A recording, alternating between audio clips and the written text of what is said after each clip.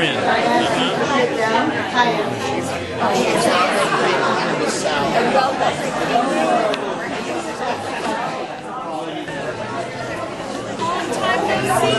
No, I think I've been excommunicated.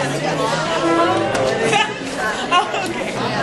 Where is This is a joy for me to be here. I want you to know I look beautiful. I had my hair done today at 9 o'clock. The beautician that I've had for a long time must have done 75 rollers in my hair. And she combed it all out, and I looked so gorgeous. And I went to pay her, and she said, "No money today, this is my gift to you." So that's why I'm beautiful for free.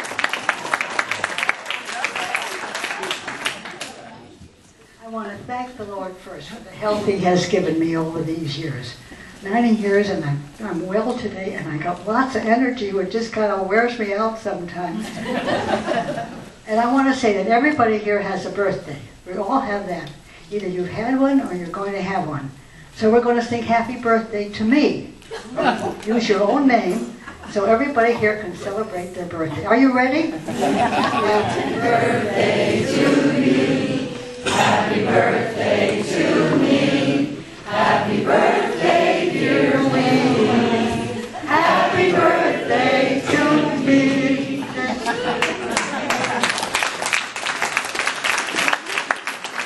I want to tell you that the centerpieces in the middle of your table, those pretty pink ones, were put together by Linda Vandermeer. Would you raise your hand, Linda? She is our author. Thank you. And we've got a lot of birthdays in October. We've got Pat Myers. Raise your hand, Pat. He's 21 again. And Charles Huff. Where are you, Charles? He's 79 again. And Emerson Schoenhoven's got a birthday too. Raise your hand really high so everybody knows. Thank you. And finally, but not least, is my great-granddaughter Rachel. Rachel, where are you? Stand up. There she's going to be 15 in about 2 weeks. Thank you, Rachel. I must say that the only shadow on this wonderful party is the fact that my husband's not here. Hank has been gone 2.5 years, and I still miss him. And I must admit that I think about him most of the time. And I have a friend who was the same way with her husband. So all of you have had lost mates, or parents, or children, or dear friends. So we all have a burden on our heart for those that we have loved, don't we? But now we're here, and the Lord has given us life, so we're going to enjoy it. The first thing we're going to do is introduce my family, because I'm sure you wonder who belongs to what. So Pete, will you stand over beside the cake? And everybody that belongs to Pete, stand over here too. All Pete's relatives stand up.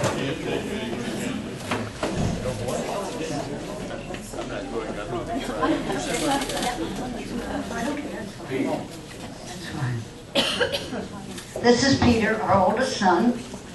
He and his wife is Teresa, and they have just both retired. And Pete says, "I feel so good, no headaches, no stomach aches, just enjoying each day." I took my watch off. And Teresa has been a labor and delivery nurse for over 30 years, and she also is retired. So they are having a good time. And at the hospital, if I might add, they have to get a Social Security card for all the babies, a number, and so all our animals have Social Security.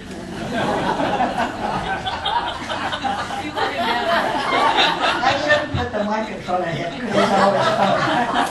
And this is Debbie Carlton. She is the granddaughter I brag about. She has 10 children. No wrinkles, smiles. I just one day last spring, Patricia and I were there for a couple of days visit. And we, 2 of us sat with 12 people 3 times a day for meals. It was awesome. Anyway, I'm proud of her. She's a beautiful woman, isn't she? And she says she leans on the Lord every moment for help. There's Miss Rachel, who's going to have a birthday in 2 weeks, and she's having a wonderful time in California, aren't you? And this is Miss Nicole, Nicole drew the invitations that I sent to you in the mail. So she is our talented artist. Thank you, Nicole. And this is Savannah. Savannah is from Texas with her mom, and she's just 13, and she's a very attractive young woman, isn't she? And this is Donna from Pal. She is my email pal. We talk to each other a lot on the email. And she has 4 children, 3 of her own, and they've just adopted a youngster. So they are a busy family. Thank you. You may sit down.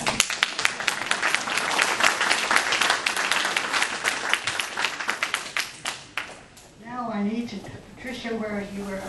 No, wait a minute, can I talk? I want to talk about Doug a minute. First Hank went, and then our son Doug was 64, and he had Parkinson's also.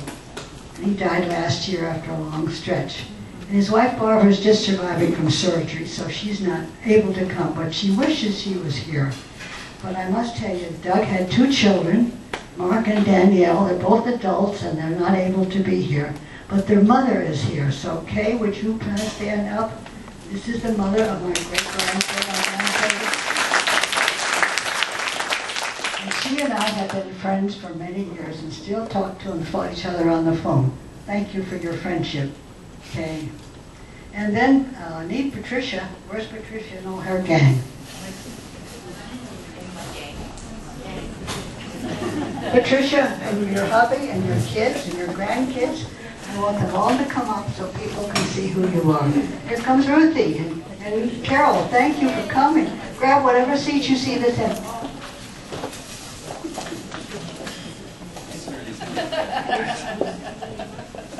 Tricia, you want to stand over here by me?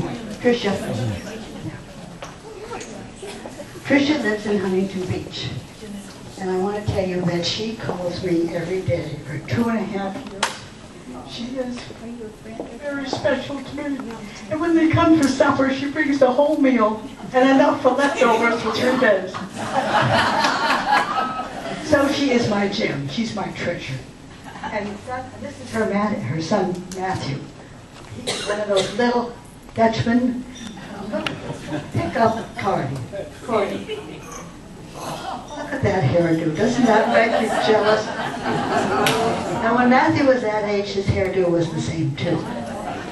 He's a hard-working man. Yes. Cordy is almost 3, and his beautiful wife, Janet, is here with Scarlett, who goes in 1st grade, a very, very good student.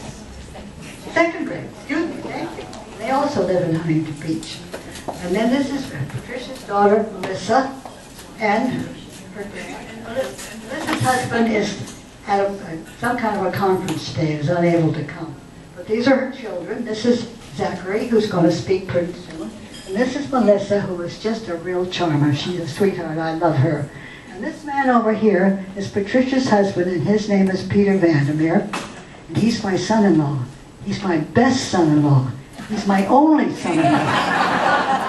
And he can, that was coming. And he can fix just about anything. The main thing he does is keep my car in maintenance, so my wheels keep going around. I need that. And you all ought to know, I just passed my DMV. I can drive till I'm 94.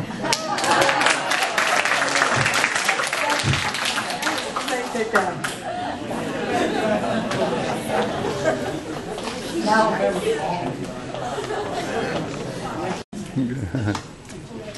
Annika, come up with your children. Where's Ethan? Where's Zachary? Ethan. Too many names to remember. You know, Jim, Patricia's twin brother, Jim, is a missionary, and he lives on the island of Cyprus.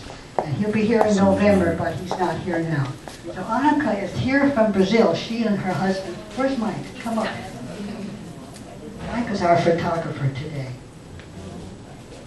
They work for Wycliffe in Brazil, and they're home on a year furlough. That doesn't mean they're not doing something.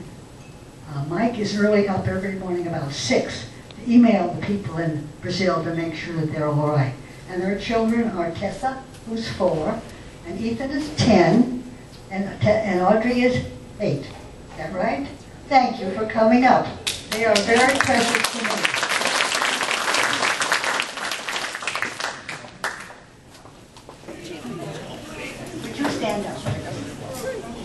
That's Dr. Doug Friedrichsen, our pastor. He's been our pastor for more than 10 years. Very faithful man. His wife is in Chicago visiting sisters, so he's here by himself. Thank you, Pastor Doug. Then I want to introduce Emerson Schoenhoven. Will you please stand up, Em? Emerson, this is his name, Emerson Chauvin. Can you imagine a first grader trying to write that whole name? And that is a good Dutch name, isn't it, Zeke? Yeah. And he is our associate assistant pastor. He has many jobs, and he is much respected. Then I want to introduce Peter. Jim's children. I can't hear you. Jim's children. Did I forget Jim's children? Well, I'll catch them when I get through with this. And then I want to introduce Dr. Coburn. Would you please stand up? And his wife, Carolyn. His wife has such a pretty name. Her name is Carolyn Codier Coburn. It just kind of is musical, isn't it? He's our teaching pastor and our visitation pastor. We have many sick ones and shut-ins. And he goes twice a week. I think he said he's already seen 400 people this year. We cherish him. Thank you, Pastor Coburn. And our last one is Davey. Davey, stand up. And where's Joan? Stand up. Davey, you could tell that he's one of our younger pastors. And he teaches also, and he's also our musician. And I want to say that their wives are very, very important to them. They couldn't do their job without a loving, supportive wife. Everybody agree with that?